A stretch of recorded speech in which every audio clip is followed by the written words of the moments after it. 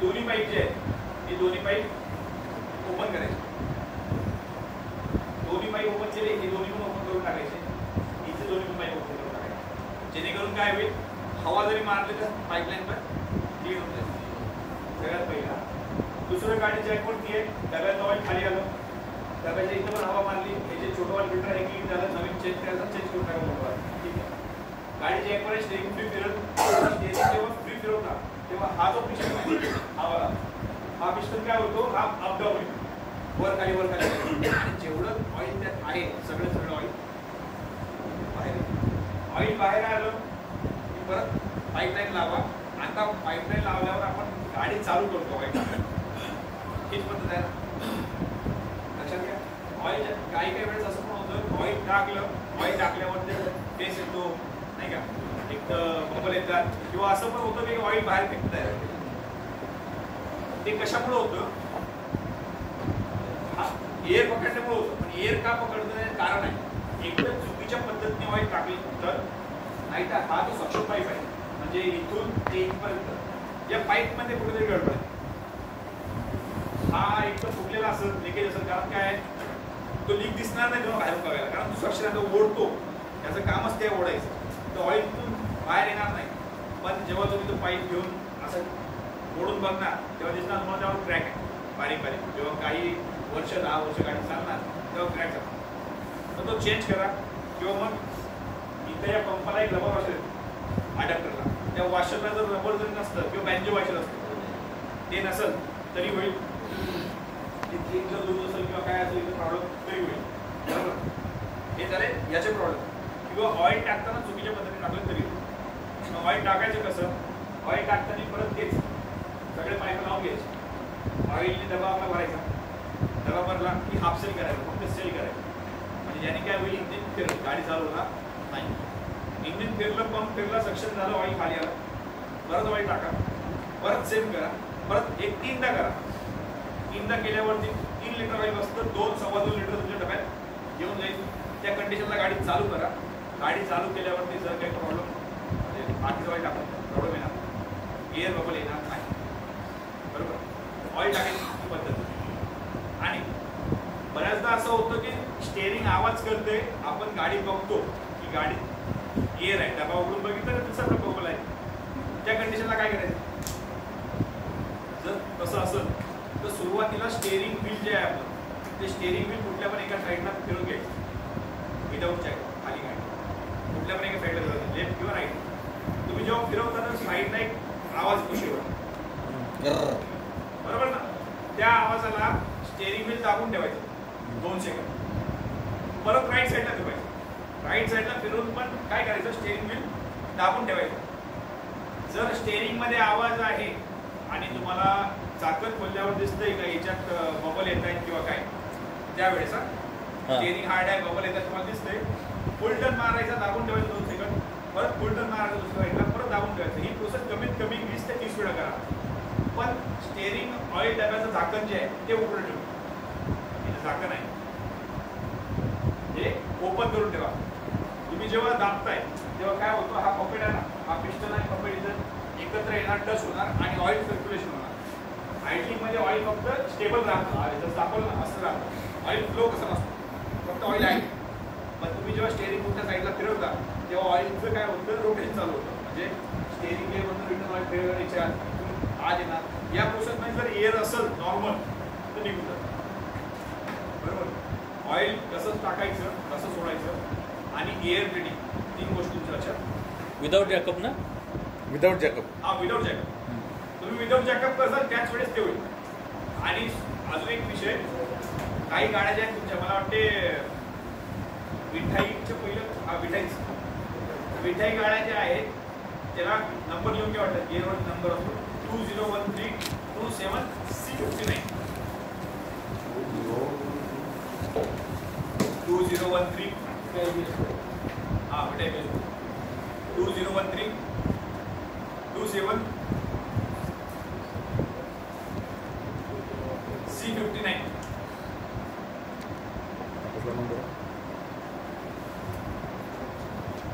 या नंबरचा जर स्टेअरिंग असेल तर या नंबरच्या स्टेअरिंगला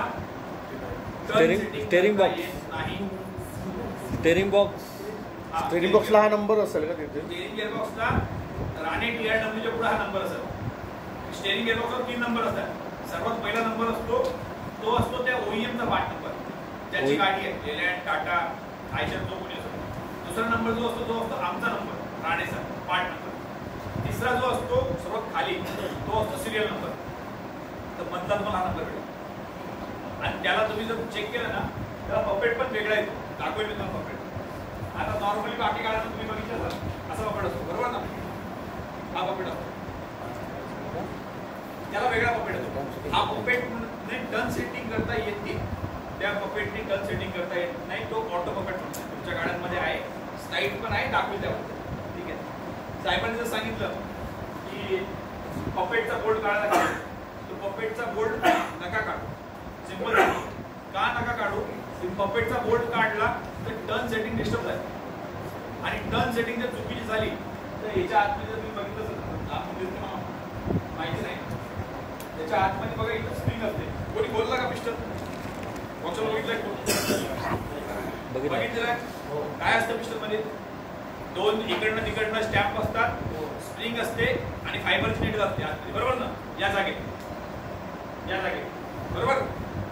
आता जर टर्न सेटिंग चुकीची झाली पपेटची, तर आतमधलं जे फायबर आहे ते फायबर जर बेंड झालं, आता इन शॉर्ट सांगतो, हा स्प्रिंग आहे बरोबर सरळ, आणि फायबर आहे, हे फायबर जर सरळ निघून जाईल इकडनं, बरोबर ना? समोरचा टोक नॉर्मल बेंड करतो आणि हा गॅप जास्त दिसतोय तुम्हाला, पण ठीक आहे. स्प्रिंग नॉर्मल स्प्रिंग आहे छोटीशी, मला वाटते कितीच्या सोबत आहे, किती 1 mm काय मीटर बस. त्यात समोरचं तोंड जर बेंड केलं आणि इकडनं प्रेस केला, इकडनं फायबर टाकली तर निघेल का? नाही निघेल, कारण 1 mm अर्धा mm डायमीटर आहे, शक्यच नाही. त्यामुळे सांगतो ते टर्न सेटिंग करताना प्रॉपर सेटिंग करणे गरजेचं असते, आणि ते पपेट खोलू नका. टर्न सेटिंग कशी करायची, प्ले सेटिंग कशी करायची, पुढचा टॉपिक आहे, सांगतो. आतापर्यंत जे बोलतो काही अडचण नाही, बरोबर.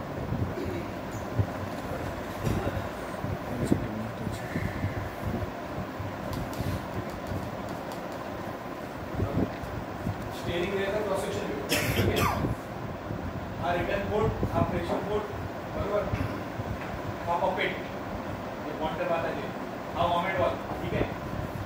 हा पिस्टन तुम्हाला सांगितलं आता पपेट, तो पपेट हा झाला, ठीक आहे. हे जर तुम्हाला आडव्या रेषेत दिसत ना, हे झाल्या स्प्रिंग, आणि त्याच्या आत ते बघा एक व्हाईट कलर दाखवत आहे, ते झालं प्लॅस्टिकची फायबर त्याच्या आत, ठीक आहे. हा सेंटर शाफ्ट आणि ही बॉडी. सेंटर शाफ्टच्या आतमध्ये बघितलं सर आपण ना, इथून तर इथपर्यंत हे बघा पिन मारलेली आहे, ठीक आहे. हे पिन, हे त्याच्या आतमध्ये आपण म्हणतो ना स्टेरिंग मी फिरवतोय, स्टेरिंग फिरवल्यावरती स्टेरिंग सेल्फ रिटर्न जात नाही किंवा जागेवर जात नाही. ते गाडीवरती प्रॉब्लेम युजे क्रॉस किंवा इनपिन याचा असू शकतो. तर एवढं करून पण नाही होत, या वॉटरवॉलच्या आतमधला जो हा रॉड येतो, याला आम्ही टॉर्शन बार म्हणतो. टॉर्शन बारचं काम असते काय करायचं, ट्विस्ट व्हायचं आणि जागेवर यायचं, म्हणजे स्टेरिंगचा जो टर्न आहे सेल्फ रिटर्न काम त्याचं आहे.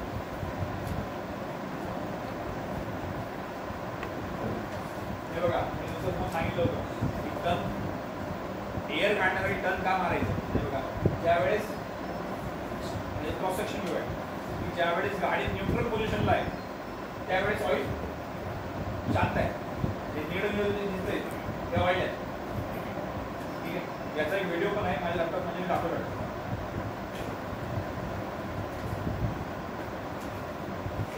स्टेरिंग बॉक्सवरती आपण साईडला एक रबरचा वेट आहे, फेकला जातो, त्याच्यामुळे गाडी ब्रेकडाऊन होते. साहेब, तो जो रबरचा व्हेंट आहे ना, तो रबरचा व्हेंट फेकल्यामुळं गाडी ब्रेकडाऊन होणार नाही आणि त्याच्यामुळे ऑइल लीक होणार नाही. काय ऑइल फेकला जातो सांगतो, तो जो आहे ना तो या साईडला, ठीक आहे. इथं पुढं क्रॉस सेक्शन व्ह्यू नंतर दाखवतो तुम्हाला, तो इथं असतो, ठीक आहे. इथं एक सील येतो, ठीक आहे. तो व्हेंट म्हणजे काय, आपलं ब्रीदरचं काम करतो, ठीक आहे. ऑइल ब्रीदर मधून ऑइल येणे नाही, तिथून काही गॅस, तो कसं काम करतो. यातली सील जेव्हा जाणार तेव्हा ते सील गेली का तिथून मग गॅस लीक व्हायला चालू होणार आहे प्रेशरने.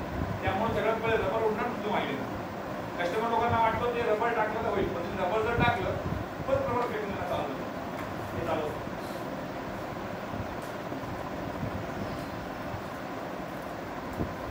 आता कदाचित ते दिसले काय माहिती.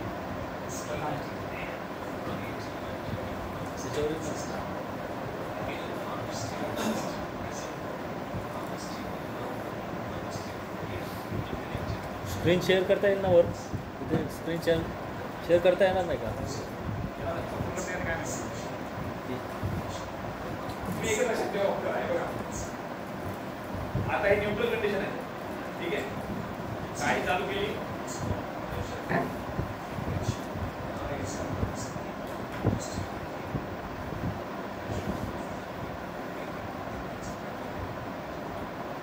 ऑइल सरळ आलं.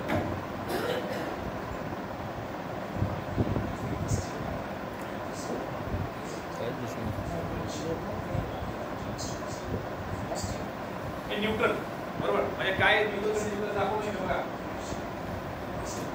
ऑइल आहे तसं तिथं सेम ऑइल आहे. आता सेकंड टर्न घेतल्यावर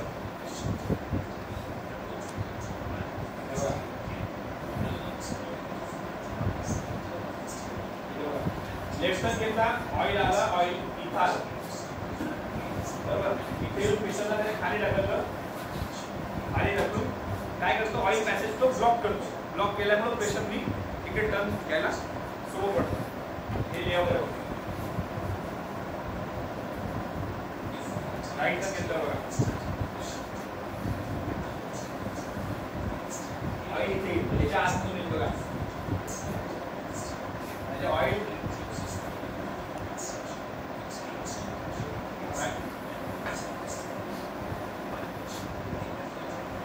जेव्हा राईट टर्न घेतला आपण ऑइल इथून आतमधून येणार, ठीक आहे.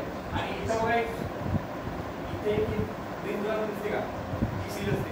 पिस्टनच्या सील म्हणतो ना ते सील, त्या सीलचं काम इथं मोस्ट आहे. तर हे असं लेआउट आहे की ऑइल आणि पिस्टन असा फिरतो.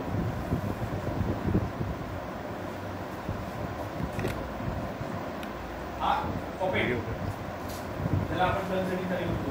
गन सेटिंग कशी करायची किंवा प्ले सेटिंग कशी करायची स्लाइडच्या शेवटी सांगतो मी, ठीक आहे. ठीक आहे, ठीक असो 3.5 ना 3.5 ना आम्ही छान गेला हे बघा. हा नॉन ऑटो पॉकेट, ठीक आहे. नॉन ऑटो पॉकेटला बघा या साईडला पॉकेट टर्न बोर्ड होतो. पॉकेट दोन येतात स्टेरिंगला, एक वरती आणि एक खाली. पॉकेटचं काम एवढंच आहे का टर्न वाढवणे आणि कमी करणे. वरचा पॉकेट जो असतो कुठला राहायचा आणि खालचा कुठला राहायचा? लेफ्ट नाही. वरचा जो असतो तो राईट साईडचा, खालचा जो असतो तो लेफ्ट साईडचा. वरचा राईट, वरचा जो पॉकेट असतो तो राईट साईड आणि खालचा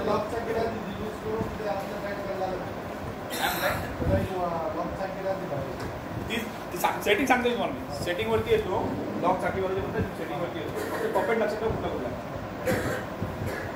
म्हणजे खाली मध्ये भेडचं स्टेरिंग होतं आणि राहण्याचं त्याला तुम्ही भेडच्याला तुम्ही खालून येतात, राहण्याच्याला एक वर. मी राहण्यासाठी सांगतो, भेडचं मला येणार नाही. नाही तुमचं बरोबर आहे, मी सांगतोय राहण्यासाठी. मी सांगतो तुम्हाला जे काय ते राहण्याचं बोला, जेडचं नाव काढून हे बघा साहेब. तुम्हाला जर सांगितलं ना की ऑटो पपेटचे हे गिअर बघायचे, ठीक आहे. हे HMP मॉडेल आहे, हा भेटायला येतोय, ठीक आहे. आणि याच्यानंतर ज्या गाड्या येतील तुमच्या इथं कदाचित त्याला हा गिअर असणार. PS6 लेलँड जे आल्या त्याला नाही, लेलँडला ZF आहे. सगळ्या लेलँड जेवढ्या आहेत आल्या 3000 गाड्या सगळ्या गाड्यांना ZF आहे. त्याला आमचा गिअर नाही आहे, ठीक आहे. पण मिठाई वगैरे जे PS6 आहे ह्याच्या आधीच्या लेलँडच्या आधी PS4 त्याला आमचं आहे. भविष्यात जर आमचं गिअर आले तर असा असणार. आणि याला हा बोल्ट बघा पॉकेटचा दिसतो ना, मोठा राहायचा बोल्ट, म्हणजे नॉर्मल पॉकेटपेक्षा वेगळा दिसतो. याला सर्वात आधी टर्न सेटिंग करता येत नाही. ड्रायव्हर जेवढा टर्न घेईल तेवढा तो ऑटोमॅटिक त्याच्या आतमध्ये पिस्टन आहे, तो पिस्टन हात ढकायला जातो, तेव्हा टर्न बसणार, ड्रायव्हरने स्टेरिंग परत जागेवर आणली, हा पिस्टन परत जागेवर आणला. ठीक आहे, याला सेटिंग नावाचा प्रकार नाही. याला टर्न वाढवायचं म्हटलं तर गाडीच्या जागेवरती ऑटोमॅटिक वाढणार, पण एक्सेस टर्न जर झाला तर त्याला सेटिंग करून घोरून कमी करावं लागतं. ते पण सांगतो कसं करायचं.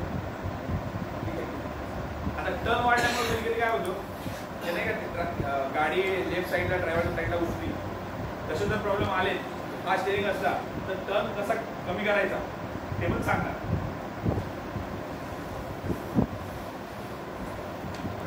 हा स्टेरिंग तुमचा आता नॉर्मल गाड्यांना सध्या यायला लागला या मॉडेल, बरोबर. आता साहेबांनी जे सांगितलं ते बघा, जे फक्त तुम्हाला एका ओरडून करून देतो, ही हाऊसिंग, हा पिस्टन, हा वॉमेंट वॉल, हे जे दाखवले तुम्हाला या साईड 14 नंबरचं, हा जरा पपेट, हे वॉल हाऊसिंग, ठीक आहे, आणि हे तुमचं सील,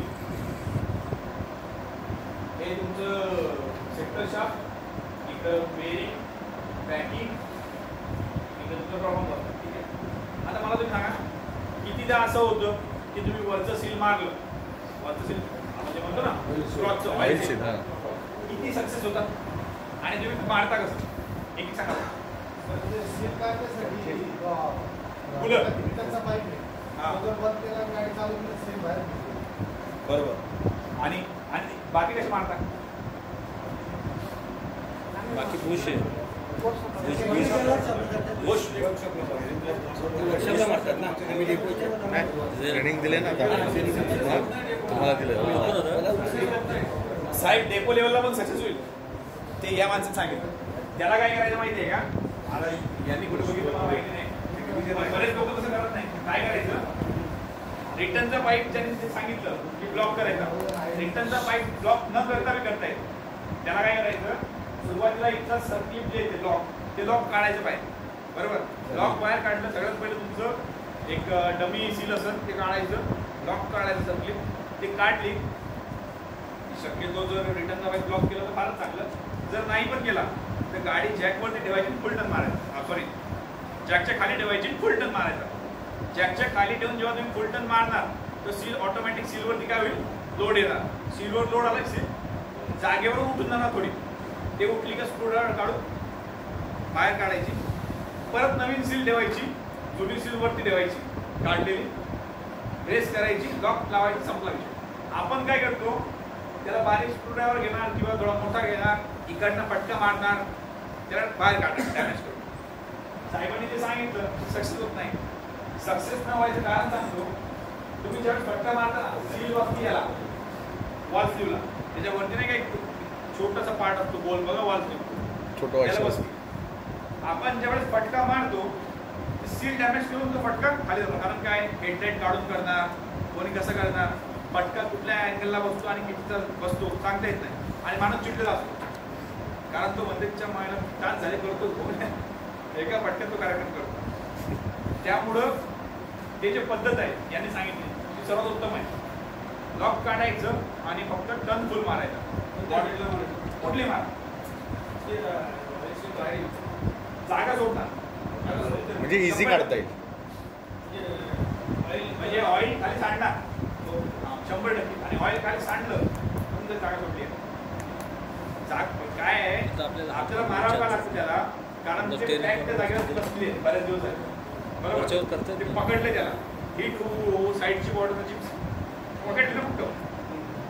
ज्यावेळेस लोड येणार ती सील त्या जागा सोडणार, आणि सीलने थोडी जर जागा सोडली तुम्ही स्क्रूड्रायव्हरने कटवलं बाहेर, तर हा प्रॉब्लेम तुमचा तिथं वरच्यावर सील मारायचा. रिटर्न पाईप बंद केलं तर फार म्हणजे 0 मिनिटात काम होईल, जर बंद नाही केला तरी होईल.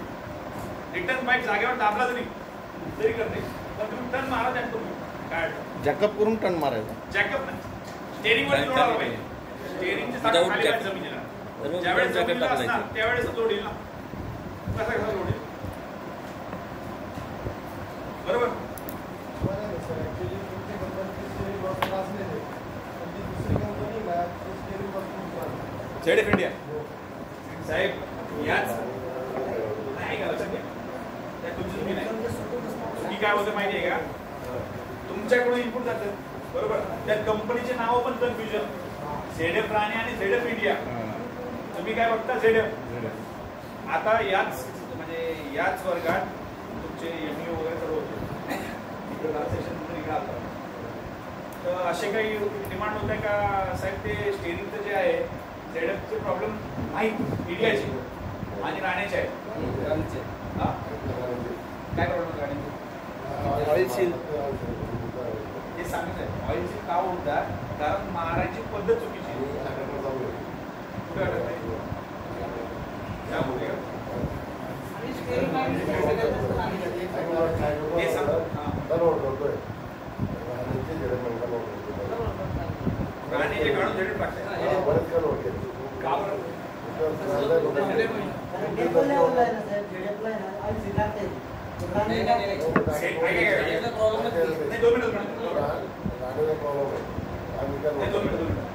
तुम्ही जे बोललात ना की डेपो लेवलला झेडएफला ऑइलचे टाकता येते, कारण काय? झेडएफचा जो ऑइलचा स्लीव आहे तो स्लीव तिथं नाही आहे, फक्त एक नॉर्मल बुश आहे. त्यामुळे तुम्ही काय करता? फटका कसाही मारला काही घेत नाही त्याला, त्याला डॅमेज करत नाही. पण याला जर म्हणजे जो जाणकार माणूस आहे तर मला जर काम करायला लावलं तर मला नॉलेज आहे की किती कसा फटका पाहिजे तसा मारणार. सोपी पद्धत जशी याला सांगितली, लाईन ब्लॉक करून किंवा टर्न मारून लॉक काढून तुम्ही तसं करा. तुम्हाला एक पण तुमची 100 जर सीट टाकली वरती तर 99 सकतो, पण त्याला फटका मारायचा. तुम्ही जर फटका मारला तर आपला स्क्रूड्रायव्हर असतो पॉइंटेड, ती आहे कास्टिक. आणि तुम्ही जसं पहिल्या स्लाइडमध्ये मी दाखवलं तुम्हाला, हे बघा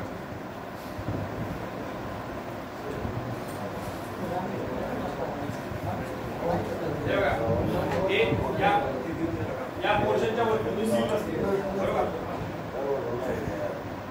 या पोर्शनच्या वर तुम्ही सील असते, बरोबर.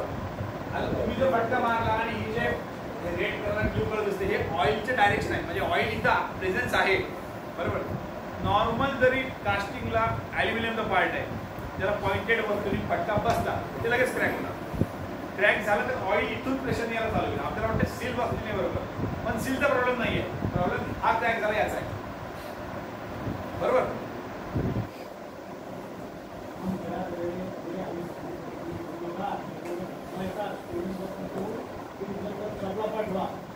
तुम्हाला तर आम्हाला इकडे डेपो लेवलला बदली करायचं काय रे? डेपो लेवलला करायचं आता तुम्ही डेपो लेवलला सर्व कामं करून घ्या, आमच्याकडे पाठवूच नका काय, आम्ही फक्त कलर मारून पाठवणार. मला माझं काम सांगणे आहे, पद्धत करायचं नाही करायचं भाग तुमचा आहे. अजून त्यात आता तुमचे डेपोवाले काय करतात मग तुम्हाला ते पण सांगतो. डेपोवाले काय करतात माहिती आहे का?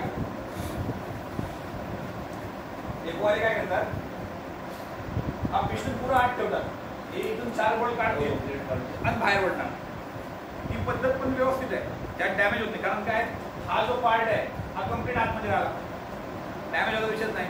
आणि हा मग इकडनं फटके मारून ते बाहेर काढणार. ही पण पद्धत आहे, करायचं असं तर नाही, ती पण पद्धत आहे, तुमचा निर्णय. आता नवीन गाड्या ज्या आहेत BS6 किंवा ज्या तुमच्या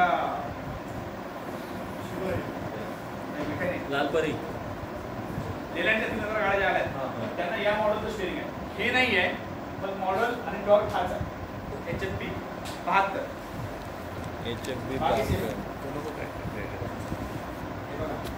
सुरुवातीला कंपनी राणे TRW म्हणून यायचं. जुन्या गाड्या ज्या आहेत ज्या आता स्क्रॅप होत आहेत किंवा 2019च्या आधीच्या आलेल्या त्यांना त्याच्या याच्यावरती राणे TRW म्हणून येतं. आणि आता ZF राणे म्हणून पहिला जो नंबर आहे तो त्यांचा नंबर रिस्पेक्टिव्ह OEMचा, म्हणजे टाटा मोटर्स लिहिला असतो त्याचा नंबर. दुसरा हा आमचा पार्ट नंबर. कुणालाही जर पार्ट नंबर संदर्भात माहिती लागेल असेल की या स्टेरिंगला काय पार्ट नंबर आहे, स्टेरिंग गेअरबॉक्सचा फोटो टाका त्या नंबर प्लेटचा आणि लागणाऱ्या पार्टचा फोटो पाठवा. 2 गोष्टी द्या, तुम्हाला पार्ट नंबर भेटून जाईल. किंवा काही काही सिनियर मेकॅनिक असतील त्यांना जर माहिती असेल की आपल्या विभागात ह्या मॉडेलच्या गाड्या आहेत, म्हणजे नाही का दाखवला आपण 20 ते 07 या मॉडेलचेच गिअर आहेत आणि 20 ते 30 KW-073 नंबरचा पंप आहे, याचे सगळे डिटेल पाठवा. तुम्ही पार्ट नंबर द्या, तुम्हाला सगळे डिटेल देऊन देईल मी एकदा. एक म्हणजे याचा या सीटचा हा नंबर, या पार्टचा हा नंबर, या पार्टचा हा नंबर, मग तुम्हाला परत फोन करायची गरज पडणार. रॅक क्लिनिंग आपल्याला येत नाही.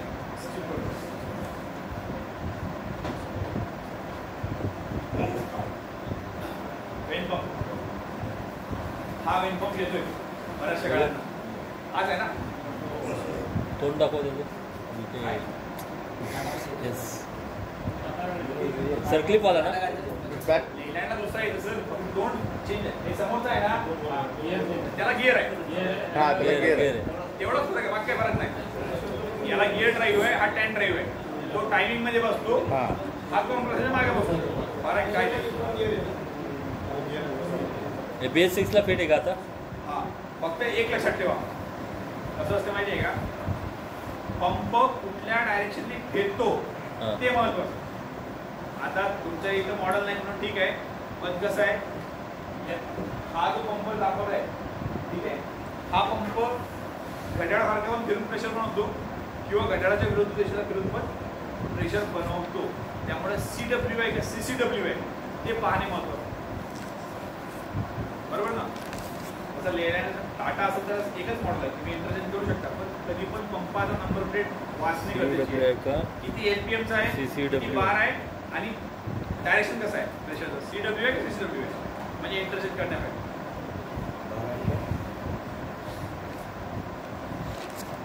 एवढ्या मॉडेलमध्ये हे बघा, हा लेलँड आहे, हा झाला इथे गेलो होतो, ठीक आहे, एवढे रेंज आहे. हा क्रॉस सेक्शनल व्ह्यू पंपाचा, ठीक आहे. हे बघा, पंपात दोनच गोष्टी आहेत, एक तर रिलीफ वॉल पंपाचा आणि दुसरं कार्ट्रेज. बघा, हा झाला वॉल, फ्लो कंट्रोल वॉल आणि हे कार्ट्रेज, ठीक आहे.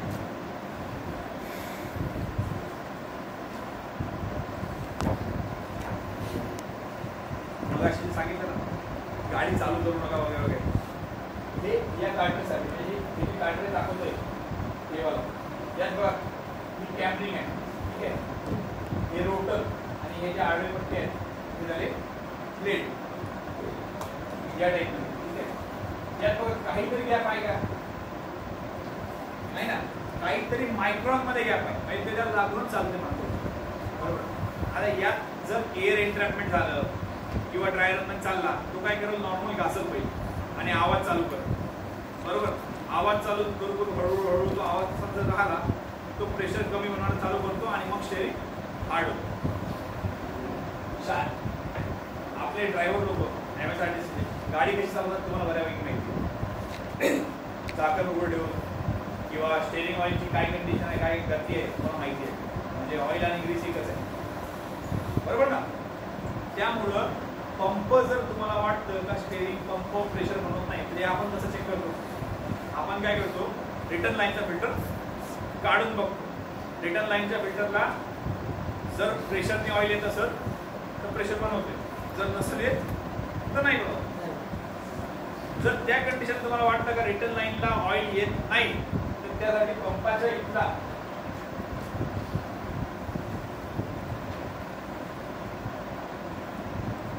हा बघा, पंपाच्या इथला जो वॉल येतो, हा स्प्रिंग लोडेड वॉल, मागचा बँजो बोल्ट उघडायचा, मागचा बँजो बोल्ट उघडल्यावरती चेक करायचा, त्याच्या पाठीमागचा हा जो स्प्रिंग आहे आणि हा वॉल आहे, हा वॉल स्प्रिंगने दाबलेला असतो, स्प्रिंगने टेन्शन, तो रिटर्न यायला पाहिजे लागेल, म्हणजे तो ओपन केला का वॉल लगेच बाहेर यायला पाहिजे.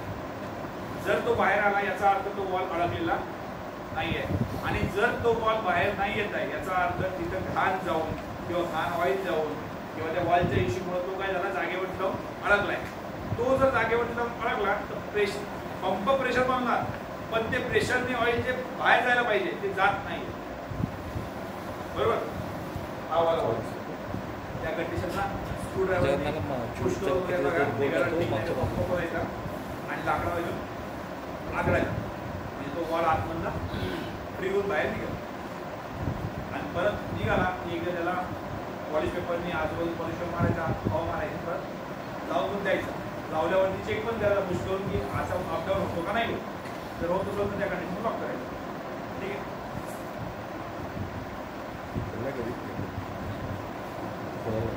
पंपाचं काम एवढं असतं. ठीक आहे. काम वाढतं लिकेज बंद होणार काम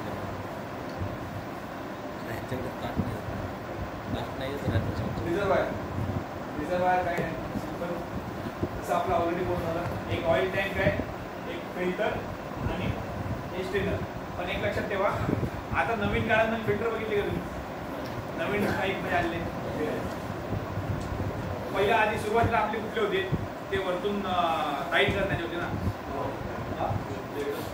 प्लेट आणि स्क्रू होता. आता प्लेट आणि स्क्रू नाहीये. आता काय आहे, याला सेल्फ लॉकिंग आहे. बघा फिल्टर जे आहे ना, हे बघा हे असं फिल्टर आलं, ठीक आहे. हे रिझर्वायर आले, याला सेल्फ लॉक होतं. म्हणजे त्याला लॉक करण्याला फिल्टरला लावायचं आणि फिरवायचं जागेवर, ते लॉक होते. त्याच्या खाली ना एक स्प्रिंग लोडेड टेन्शन दिलेलं आहे. म्हणजे त्या कंडिशन पर्यंत काय होईल, जर फिल्टर चेंज नाही केलं तुम्ही, तो रोखून ठेवतो प्रेशरने ऑइल. पण जसं प्रेशर वाढेल, कारण फिल्टर चेंज नाही करत, बऱ्याच जर प्रेशर वाढलं, एक सफिशियंट लेवलला आलं की तो स्प्रिंग काय होतो, तिथे हीट होणार, हीट जनरेट झाली की स्प्रिंग ॲक्च्युएट होणार.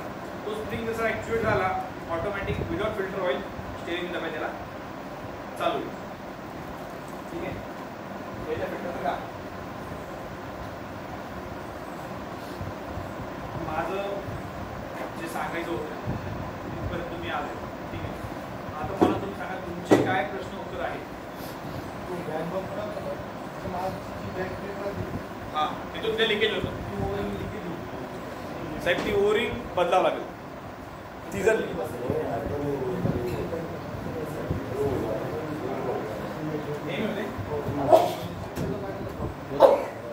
नवीन म्हणजे नवीन टाकलं सगळे मॉडिफाय करून टाकले. ती ओरिंग हां माझ्यावर नाही, गाडी येईल की मिळणारच नाही.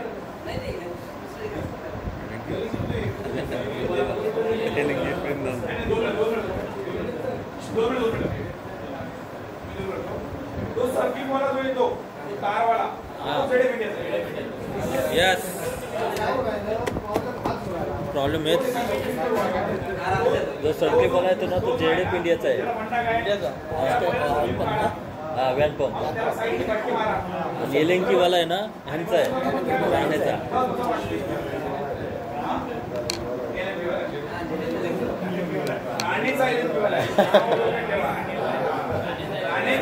साहेब हो साहेब, आमच्याकडे काय केलं मध्ये आहे ना, जे मॉडिफाय केलेलं राणेचा स्टेअरिंग बॉक्स आणि जेडीएफचा व्हॅन पंप. तुम्ही जो आता बोलतात ना एलेंकीवाला, आपलं ते सर्किटवाले मध्ये जेडीएफचे हे केलेले, राणेचा स्टेअरिंग बॉक्स आणि जेडीएफचा व्हॅन पंप. आम्हाला बरेचसे म्हणजे प्रॉब्लेम आले, कन्फ्यूज. म्हणजे सर्व गाड्यांना तसेच झाले होते. आम्ही काय केलं डायरेक्ट, आता साहेब प्रश्न तिकडे आम्ही काय केलं डायरेक्ट वरच्या लेवलला कळवलं की असे जे प्रॉब्लेम आहेत की बाबा आम्ही स्टेअरिंग बॉक्स राणेचा आहे आणि व्हॅन पंप जेडीएफचा आहे, तर व्हॅन पंप तुम्ही आम्हाला राणेचाच द्या, तो आम्ही फिट करणार. मग आम्ही कळवल्यानंतर मग काय व्हॅन पंप तेच लागले. मग तेव्हा मग प्रॉब्लेम आमचे जरा सॉल्व्ह झाले.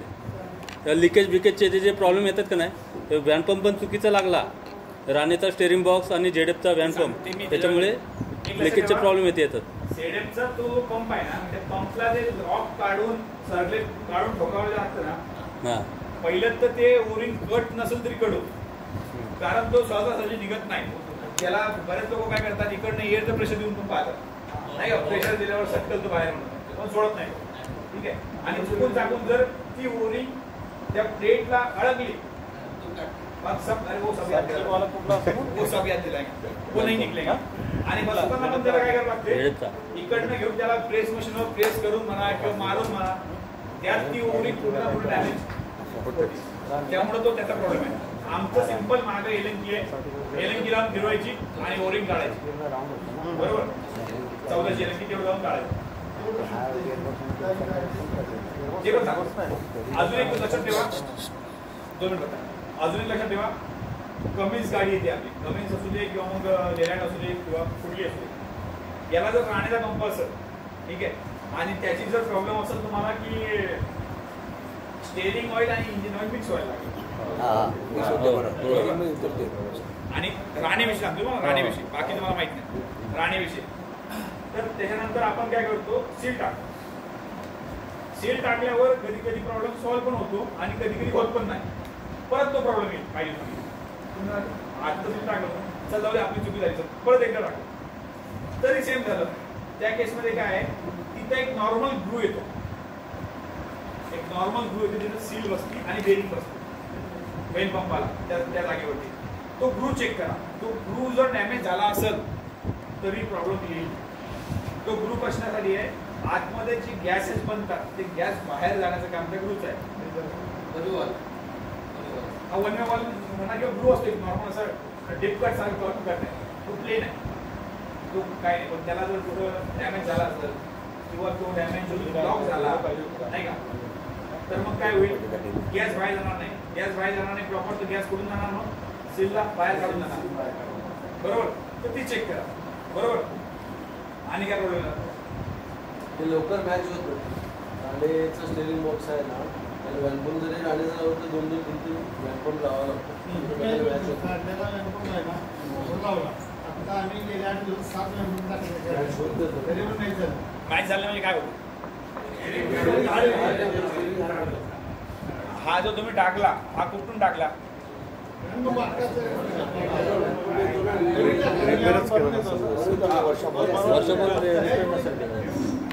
तुम्ही प्रॉपर चेक म्हणजे मी आता काय म्हणतात तुम्ही बोलताय की माझ्या पूर्व दिशा आहे, मी काही तिथं नव्हतो किंवा तुमचं काय केलं ते माहिती नाही, पण वॅनपंपवर तुमचा भरोसा आहे का की काम करून प्रॉपर आलाय म्हणून ते नाही माहिती.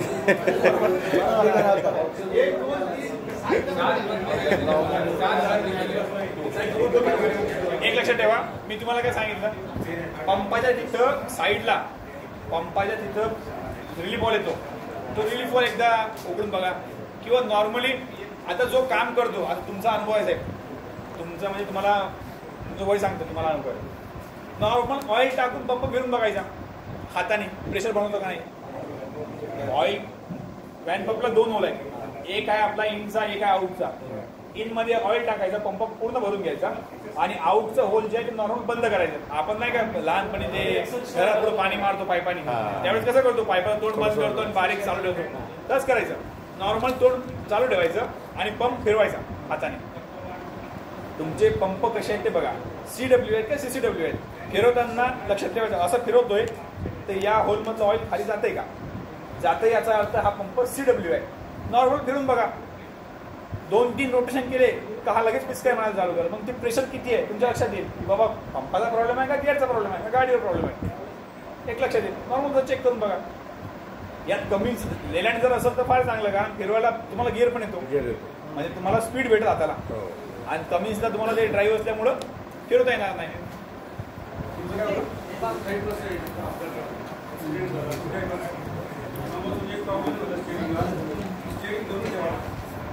स्टेरिंग सोडले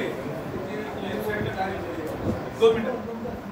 एक साहेबांनी एक प्रश्न विचारलाय, तो प्रश्न असा आहे का गाडी एक साईड जाते थोडक्यात अपघात जाऊ द्या. त्यांचा प्रश्न असा आहे का स्टेरिंग सोडलं का गाडी लेफ्टला किंवा राईटला पडणार बरोबर. आता स्टेरिंगचा प्रॉब्लेम आहे का नाही तो कसा ओळखायचा सांगतो. त्यात काय करायचं, आपल्या स्टेरिंगला ड्रॉप माहिती बरोबर ना,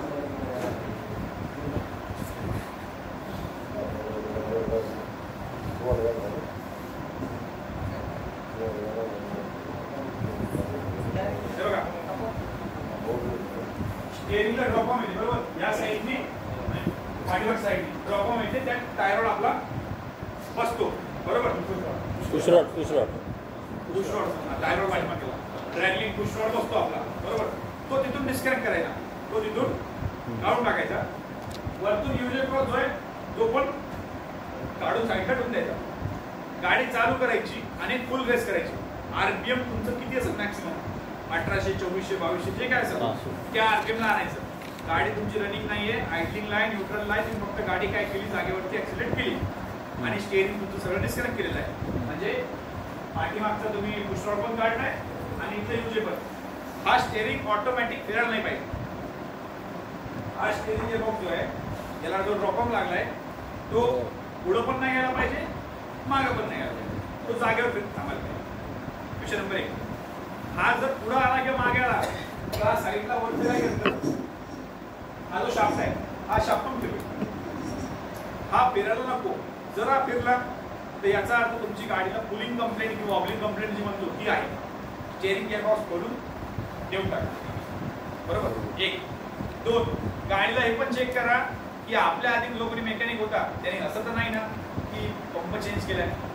होऊ शकतं की बाबा सेम पंप आहे तर आपल्या संस्थेच्या गाड्या लेल्यांच्या आहेत, टाटाच्या, आयशरच्या आहेत, सेम पंप दिसता बसला आणि टाकून दिला. हे तेव्हा पण होईल जेव्हा प्रेशर वाढ होईल. म्हणजे 120 बारचा पंप होता आणि 150 बारचा प्रेशर वाढलं ते फिरायला चालू करत. त्या पण कंप्लेंट होतात.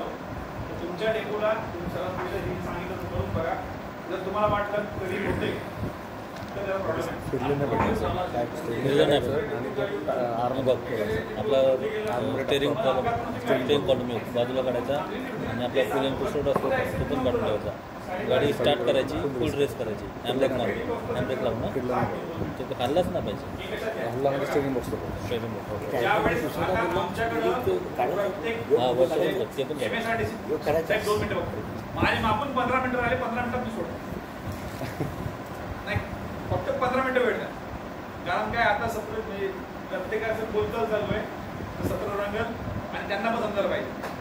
आमच्याकडे प्रत्येक एरियामधून स्टेरिंगच्या गाड्या येतात का स्टेरिंग आहे, हे आहे, ते हा प्रॉब्लेम आहे. त्यावेळेस आम्ही लगेच ओळखतो गाडी ॲक्सिडेंट आहे का नाही आहे. का?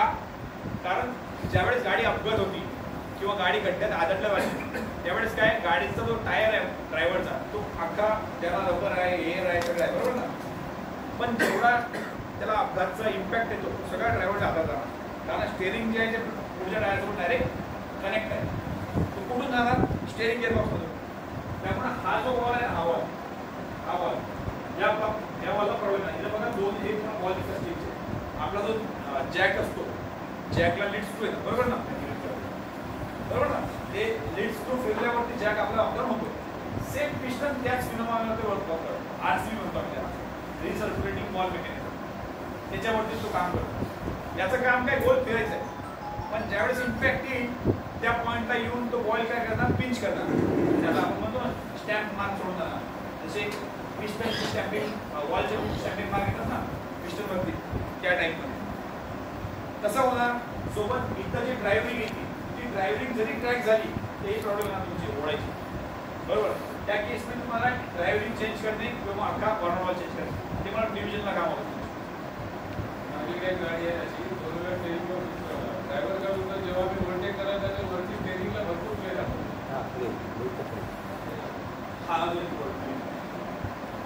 आता साहेबांच्या इथं वॉबलिंगचा तुमचा विषय क्लिअर झाला. वॉबलिंग कशी ओळखायची आणि काय प्रॉब्लेम होतात. ठीक आहे. वॉबलिंग मध्ये आणि साहेबांचा प्रॉब्लेम एकच आहे. लक्षात घ्या. कधी कधी काय होईल तुम्हाला असं वाटणार की गाडी जी आहे ती ऑटोमॅटिक स्टेअरिंग आपलं फिरते कुठल्या पण साईडला किंवा उभा प्ले दाखवतो. बरोबर ना. उभा प्ले उभा किंवा आडवा उभा प्ले विषयी बोलू. क्रॉसवरती पर्यंत उभ्यावरती बोलतो. उभा प्ले दाखवतो. तो प्ले ऍडजस्ट करावा लागेल. तो प्ले गाडीच्या लेवलला ऍडजस्ट करता येतो आपल्याला. तो डेपो लेवलला म्हणजे डिव्हिजनल वर्कशॉप लेवलला जेवढा लवकर कॅच करता येणार नाही किंवा ऍडजस्ट करता येणार नाही तेवढा गाडीवर होईल. कारण गाडी लाईव्ह आहे. बरोबर. ऍडजस्ट कसा करायचा? गाडी चालू ठेवायची, ड्रायव्हरला वरती बसून ठेवायचा. त्याला सांगायचं तू स्टेरिंग फिरव दमादमाने, left to right left to right. तो ज्यावेळेस फिरवतो ना हा खालचा जो बोल्ट येतो गाडीला 2 बोल्ट खाली येतात. एक येतो पॉकेटचा आणि दुसरा येतो प्लेस सेटिंग करायचा मोठा बोल्ट 27 चा येतो. बरोबर ना. हा 27 चा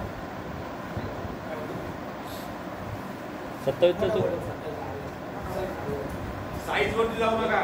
हे चुकलो असेल. मोठा बोल्ट येतो त्याने सांगितलं ना. ठीक आहे.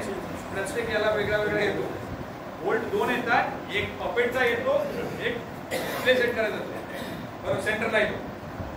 हा जो बोल्ट आहे हा लूज करायचा आणि हा बघा इच्छावरती हा ग्रेड कलरचा जो वॉर्नट वाला आहे तो प्रॉपर मेच झालेला आहे. बरोबर ना. प्रॉपर स्टँड झालेला आहे. याचा गॅप नाही आहे. जर गॅप आला तर ते ऑटोमॅटिक दिल्याचं काम चालू आहे. त्याला उभा प्ले पण दाखवतो तुम्हाला असा. तर हा लूज करायचा. लूज केल्यावर त्याच्या आतमध्ये एलनकीसाठी जागा आहे. एलनकी टाकायची आणि एलनकी नॉर्मल फिरवणं चालू करायची. 1 ते 1.5 थ्रेड टाईट करायचं. 8 टाकलायचा. 1.5 थ्रेड मॅक्सिमम. मिनिमम 1 थ्रेड टाका तुम्ही आणि ड्रायव्हरला वरती विचारायचं गाडी चालू आहे आपली किंवा स्टेअरिंग तुला कसं वाटतं. जेव्हा ड्रायव्हर तुम्हाला म्हणाल का माझं स्टेअरिंग आता हार्ड झालंय, त्या कंडिशनला 45 डिग्री गेले की रिटर्न फिरून लॉक करा. बरोबर. ते उभा प्लेचं वॉबलिंग होती, स्टेअरिंग फिरत होता ऑटोमॅटिक. आपण प्ले सेट करून बघितला, प्ले सेट झाला तरी फिरतंय, स्टेअरिंग खोलून पाठवून द्या. किंवा उभा प्ले आहे, कसा सेट करायचा, नट लूज करायचा, एलएनकी टाकायची, नॉर्मल एक प्लेट फिरवायचा. ड्रायव्हर वरती बसलाय, तो सांगाल का स्टेअरिंग हार्ड झालंय, त्या कंडिशनला एलएनकी 45 डिग्री रिव्हर्स घेऊन लॉक करा. उभा प्ले सेट झाला. आता आडवा प्ले.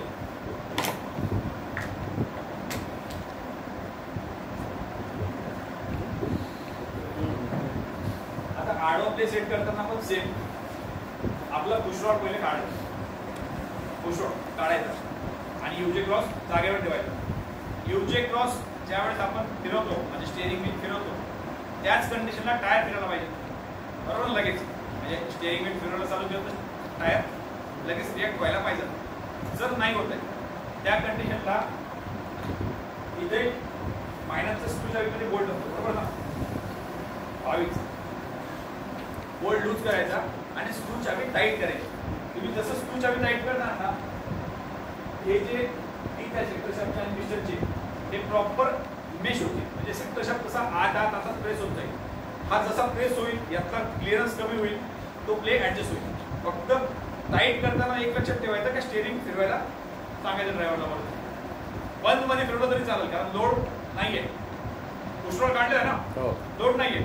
तर लगेच समजेल तुम्हाला की पहिलं स्टेअरिंग फिरवला, तुमचा पुशरॉड फिरत हालत नव्हता, हाफ राऊंड गेल्यावरती हालायचा. तुम्ही सेटिंग केली, सेटिंग केल्यावरती आता जो टाइम आहे किंवा जो राऊंड आहे तो कमी झाला. हे तुम्हाला लगेच लक्षात.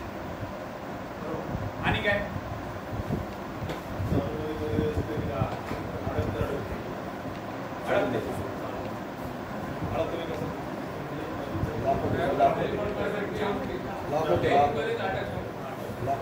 रनिंग मध्ये जाम जातात. अटकते वगैरे म्हणतात ते गाडीवरती बघावं लागलं काय प्रॉब्लेम स्टेअरिंग घेत असतं. म्हणजे आयडिंगमध्ये ड्रायव्हर लॉक केल्यावर एक्सिलेटर फाय नसतो. म्हणजे आयडिंगमध्ये गाडी असते तरी त्या म्हणतात आयडिंग आपण वाढवली, एक्सिलेटर दिला. तुम्हाला एक पर्याय सांगतो. ठीक आहे. स्टेअरिंग कसं चेक करायचं. पण जसं साहेबांनी सांगितलं की असं त्या साहेबांनी की परत आमच्यावरती सुनावणी म्हणजे FIR रिपायर, कारण तुम्ही शासनाचं काम आहे, ती संस्था आहे, ते लगेच कागदावरती येतं. ठीक आहे. मी जे बोलतोय ते कागदावरती घेऊ नका. पण आपलं नाही, मला पर्याय सांगतो. कसं आहे साहेब, रस्त्यावरती जेव्हा गाडी बंद होती ना तेव्हा त्याला काहीच माहिती नसतं, त्याला एकच माहिती असतं गाडी इथून काढायची. बरोबर. पर्याय माहिती असणे गरजेचं आहे. पण जे आपण केलंय ते परत आहे तसं करणं आपली जबाबदारी आहे. बरोबर ना. एक प्रत्येक स्टेअरिंग गिअरबॉक्सला मी जसं मगाशी बोललो तसा एक प्रेशर सेट केला. म्हणजे पंप जरी 150-160 बारचा असला तर हा स्टेअरिंग गिअरबॉक्स 140-130 घेतो. ते मधलं जे प्रेशर आहे हे रोखून ठेवायचं काम कोणाचं आहे, त्या स्टेअरिंग गिअरबॉक्स आहे.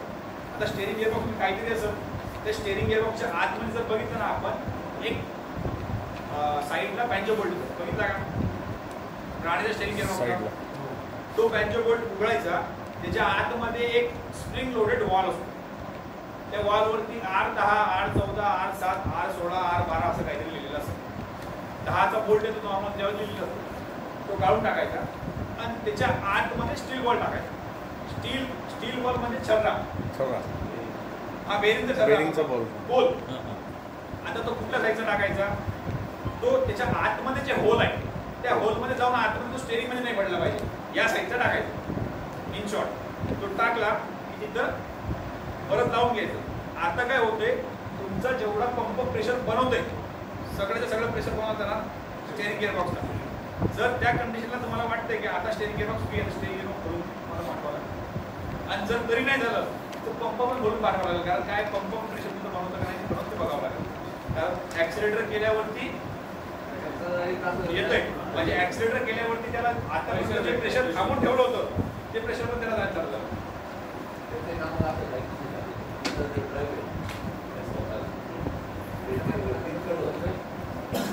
स्टेप 2 नाही गेला ना ते प्रॉपर जर मेश नसलं तो तेवढा प्रेशर बनवणार नाही ते होईल तुमचं काय होतं एका साईडला टर्न तुम्ही येत असतो एका साईडला टर्न बोर्डवर सेट होईल एक लक्षात घ्या आता यात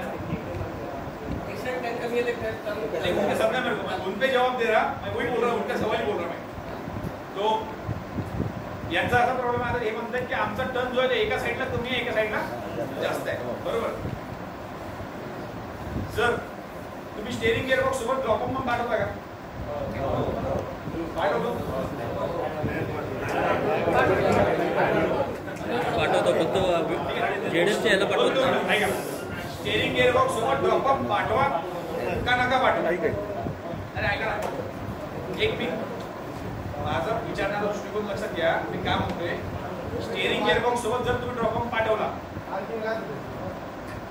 आता समोरचा काम करणारा माणूस आहे चुकून जर कन्सेप्ट काय त्यांचा पण प्रश्न आहे पण त्या प्रश्न पण प्रश्न आहे होऊ शकतो स्टेअरिंग गिअरबॉक्सचं काम होतं हार्ड बरोबर ना किंवा लिकेज तुम्ही स्टेअरिंग गिअरबॉक्स लावला लिकेज सॉल्व्ह झाला हार्ड सॉल्व्ह झाला पण टर्नला प्रॉब्लेम येतो मी टर्नला तर काही चर्चा केलीच नाही पण त्यावेळेस ती मार्किंग जर मिसमॅच केली त्याने एक थ्रेड दी बन एक थ्रेड बन तर तो प्रॉब्लेम येते आणि लेलँडच्या गाड्यांना 2 मार्किंग आहे लेलँडच्या ड्रॉपॉम वरती 2 मार्किंग आहे सेक्टर शब्द एकच आहे पण ड्रॉपॉम वरती 2 आहे स्टीअरिंग बॉक्स मधून शाफ्ट येतो ना त्याच्यावर एक मार्किंग राहते बरोबर रात आमवर एक मार्किंग राहते ती मॅच जरी गेली आणि आपण चेक पण टाईट केला तरी सुद्धा काय होतं माहिती का उजव्या हाताला काम मारला त्याच्यावर 2 मिनिटं ते मार्किंग मॅच पाहिजे बरोबर आता हे सगळं जर झालं तरी टर्नला प्रॉब्लेम आहे तर आपण टर्न कसा बघतो कसा मोजतो सरळ बस स्टेअरिंग फुल टर्न मारायला लावतो टायर किती बाहेर आलं डोळ्याला मापायचं या साईडला घ्यायचं टायर किती बाहेर आलं डोळ्यात बघायचं आणि आपण म्हणतो का लेफ्टला जास्त राईटला कमी बरोबर बोला स्टेअरिंगच्या पुढे प्रॉब्लेम आहे ना स्टेअरिंग बॉक्स बरोबर म्हणतात की त्याची मार्किंग कमी जास्त टर्न होऊ शकतो त्याच असतं माझ्या एका गाडीला असाच प्रॉब्लेम झाला 2 स्टेअरिंग बॉक्स 2 फुटी आहे लेफ्ट साईडला टर्न कमी येतो त्याच्यानंतर काय डॉट कमी जास्त पुढचं शॉर्ट कसं वगैरे करून फरक मोठे प्रॉब्लेम असा सापडला की ड्रायव्हर साईड फ्रंट स्क्रीनचा सेंटर बोर्ड करून ती 5 ते 6 इंच पुढे गेली आणि त्यामुळे लेफ्ट साईडला टर्न येत नव्हतं आणि त्याच्यामुळे पहिली स्प्रिंग घेतली पाहिजे आणि स्टेअरिंग बॉक्स आणि हे जे म्हणतायत ना एक खरी गोष्ट आहे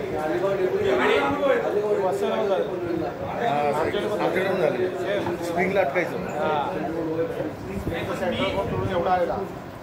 मी सिनियर मेकॅनिक आहे ठीक आहे मी तुम्हाला त्याच भाषेत सांगतोय का तुम्हाला गाडीवरचं 100% नॉलेज आहे मी ते समजून तुमच्याशी बोलतोय तुम्ही सांगता स्टेअरिंग बॉक्स बदली केल्यानंतर ते कमी जास्त झाला तुम्हाला नंतरचा आहे ऑलरेडी गाडीला फिटिंग आहे दोन्ही गोष्टी पण कमी जास्त होते तुमच्या लक्षात नाही समजलो पण मी तुम्हाला त्या भाषेत सांगतोय का तुम्ही हेड मेकॅनिक आहात तुम्हाला गाडीवरचं नॉलेज आहे तुम्ही गाडीवर 100% चेक केलंय आता काही होत नाही मग मी काय करू त्या पद्धतीने मी तुम्हाला सांगतोय गाडीवरचं सांगायचं म्हटलं 2 दिवस लागतील सांगायला आणि मी तुम्ही गाडीवर 100% चेक केलं ह्या गोष्टी तुम्हाला सांगतो ठीक आहे आता टर्न तुम्ही कसं चेक करता तुम्ही टर्न लेफ्टला मारता राईटला मारता आणि चेक करता बरोबर करायचं चुकीची पद्धत आहे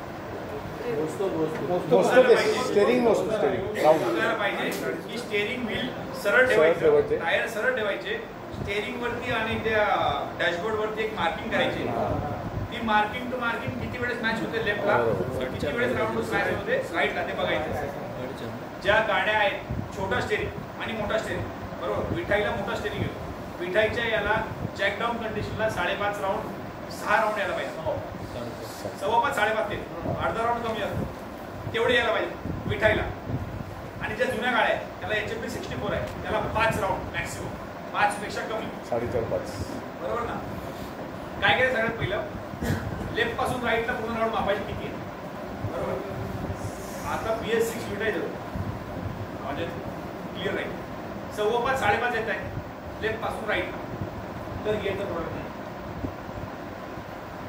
प्रॉब्लेम नाही हां मग तुम्हाला प्रॉब्लेम काय बघावा लागेल तुम्ही तो डिवाइड इक्वल केला नाही हा तुमचा प्रॉब्लेम गाडीवर मग तो कसा मॅच करायचा सेंटर घेऊन सेंटर कसा घ्यायचा पुश रॉड सुट्टा करायचा आणि पुष्कळ सुट्टा केला, जर 5 राऊंड येतो तर 1 राऊंड वाढला, कारण अनलोड झाली ना गाडी जॅकवरती आली, 6 झाले.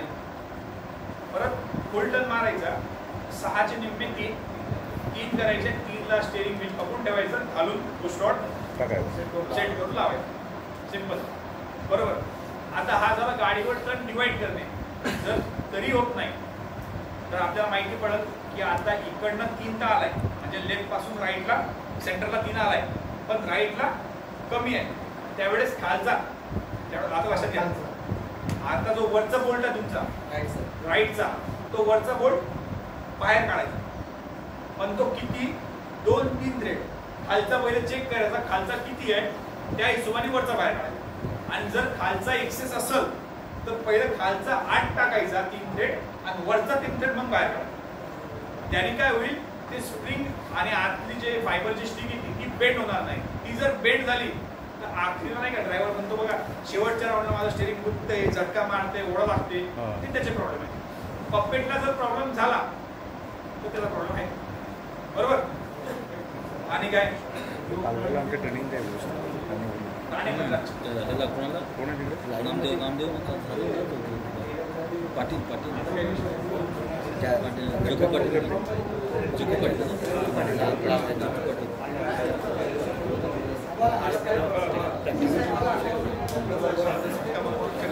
याचं काम गरजेचं आहे.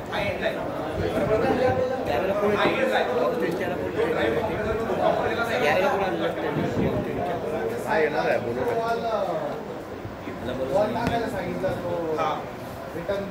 सांगितलं म्हणजे चेकिंगला सांगितला काढायचा. तो काय असतो, स्प्रिंग आणि ती बॉल, त्याला 2 स्प्रिंग आहेत. एक स्प्रिंग जो आहे तो बोल्ट आणि नट याच्यामध्ये टाईट केलेला असतो, ठीक आहे, 10च्या बोल्ट. हा, आणि त्याच्या पुढे पण स्प्रिंग करतो, छोटी बार, सगळं बाहेर काढायचं आणि स्टील बोल घेऊन टाकायचं.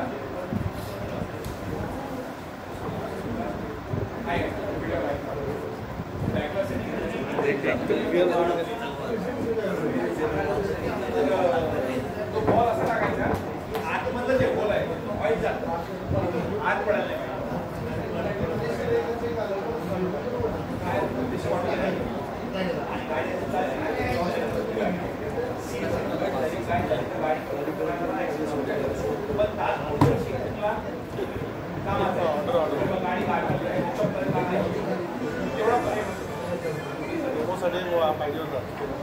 काय ट्रेनिंगला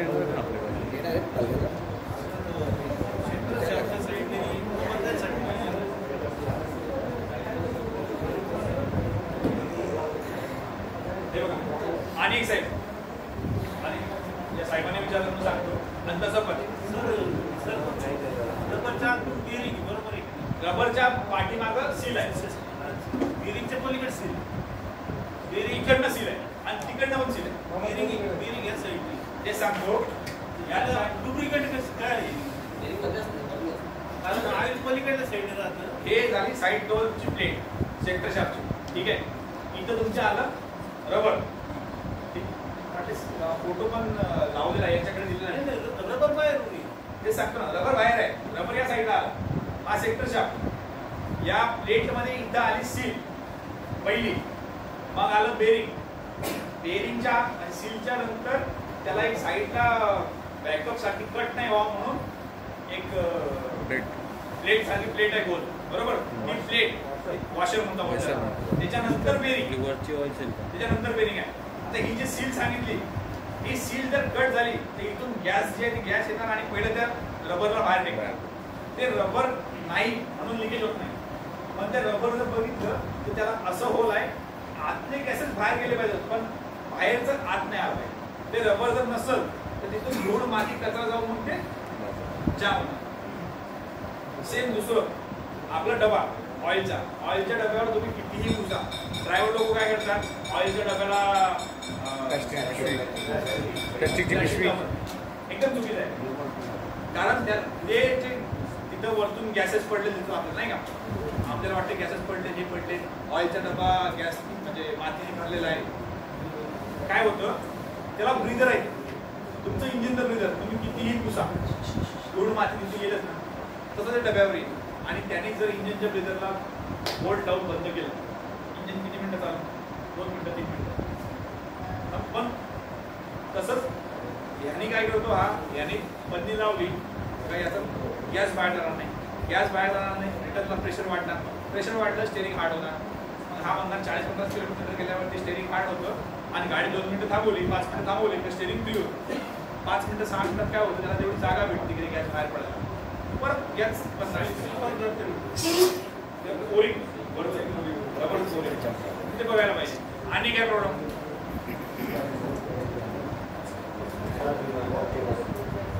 प्रत्येकाकडे नंबर तर माझा आहे. काही गाडीवरती प्रॉब्लेम आहे, सॉल्व्ह होत नाही, फोन करा. फक्त विभागाचं नाव सांगा की या विभागातून MSRTC बोलतोय.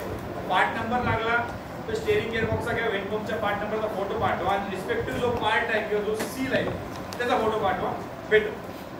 फोन नाही केला, व्हॉट्सअप केलं तरी चालेल. 24 तास ऑनलाईन असतो व्हॉट्सअप. काळजी करू, एवढंच काम होणार. सगळ्या गावाची कंप्लेंट पाहिजे. एक फोटो काढू का? हो हो चालेल.